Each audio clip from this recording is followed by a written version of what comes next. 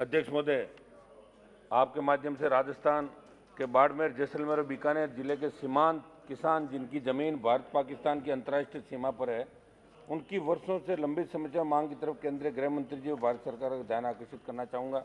राजस्थान के बाड़मेर जिले के 10,000 से अधिक किसानों की 11,468 बीघा जमीन तारबंदी और जीरो पॉइंट के बीच फंसी हुई है।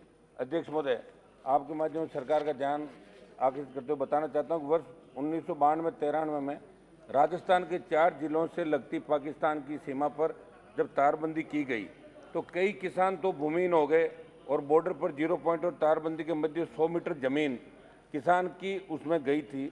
उसके बावजूद कुछ किसानों को मात्र 1.5 मीटर जमीन का ही मुआवजा दिया गया। इस प्रकार विगत 28 वर्षों से जमीन का न तो मुआवजा मिला और न ही किसान इस जमीन पर खेती कर पाए। अध्यक्ष महोदय, सरकारी रिकॉर्ड में जमीन किसानों की खातेदारी है। ऐसे में किसान उनकी जमीन का हक लेने के लिए केंद्र व राज्य सरकार से लेकर हाई कोर्ट तक गए। अभी तक किसानों को जमीन न तो खेती के लिए मिली और न ही जमीन का मुआवजा मिला और उच्च न्यायालय राजस्थान ने भी बीएसएफ को मामले में निस्तारण करने पर विचार करने को कहा है।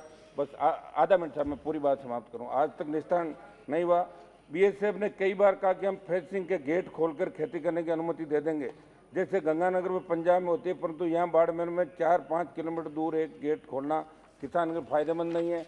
अध्यक्ष महोदय, कुछ ऐसी स्थिति जैसलमेर बीकानेर जिले के सीमांत किसानों की है जहाँ राजस्व रिकॉर्ड में जमीन किसान की दर्शा रही है, उसे तारबंदी के लिए ले लिया गया, परंतु किसानों को उसका हक नहीं दिया गया।